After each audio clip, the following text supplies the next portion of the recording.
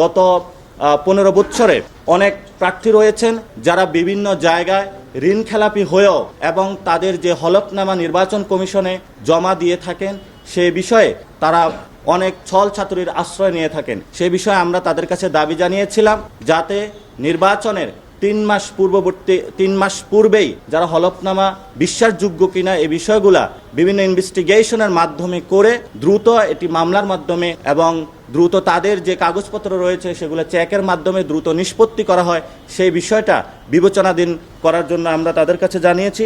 তারা বিষয়টি বলেছিলেন যে এই বিষয়ে তারা সম্মত হয়েছেন এবং তারা এটা ভবিষ্যতে কাজ করবেন বলে জানিয়েছেন। আমরা সেখানে বলেছিলাম যে বর্তমান যে নির্বাচনী ব্যবস্থা রয়েছে সেই নির্বাচনী ব্যবস্থায় আচরণবিধি এবং নির্বাচনী ব্যয়ের যে নীতিমালা রয়েছে সেই বিষয়ে পরিবর্তনের কথা আমরা জানিয়েছি। কমিশন এই বিষয়ে তারা সম্মত হয়েছেন যে আচরণবিধিতে তারা পরিবর্তন করবেন।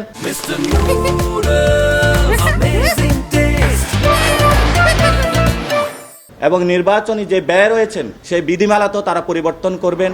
এই বিধিমালার ক্ষেত্রে তারা দ্রুত উদ্যোগ নেবেন এবং আমরা তাদেরকে এটা আশ্বস্ত করেছি যে নতুন বাংলাদেশে পুরাতন যে সিস্টেমের যে আচরণবিধি রয়েছে মানুষের উপর মার ধর এবং মানুষকে বিভিন্ন বাধাগ্রস্ত সৃষ্টির মাধ্যমে ভোট লুপাট এবং নির্বাচনের পূর্বেই বিভিন্ন টাকা অস্ত্রের জনজানানি পাওয়ার মাসলের শক্তি যে প্রদর্শন বাংলাদেশে চলে আসছে, দক্ষিণ এশিয়াতে বাংলাদেশেও ওই জায়গা থেকে র্যাঙ্কিংয়ের সর্বোচ্চ উপরের জায়গায় অবস্থান করছে এই নির্বাচন বিধিমেলা এবং আচরণের জায়গা থেকে মানুষকে কষ্ট দেওয়ার উপরে। সে জায়গা থেকে আমরা তাদেরকে বলেছিলাম যে ভবিষ্যৎ বাংলাদেশে আমরা এই ধরনের পুরাতন সিস্টেমের আচরণবিধি, পুরাতন সিস্টেমের যে নির্বাচনী ব্যয়ের যে সিস্টেমটা রয়েছে, যে প্রত্যেক ব্যক্তি প্রার্থী যারা রয়েছেন, দল যারা রয়েছেন আনলিমিটেড ভাবে ব্যয় করে থাকে এবং বাংলাদেশে যে ভোটারদেরকে ক্রয়ের মাধ্যমে যে মানুষের ভোটাধিকার যে কেড়ে নেওয়ার যে সিস্টেম সেদিকে বের হয়ে আসার জন্য তারা এই বিষয়ে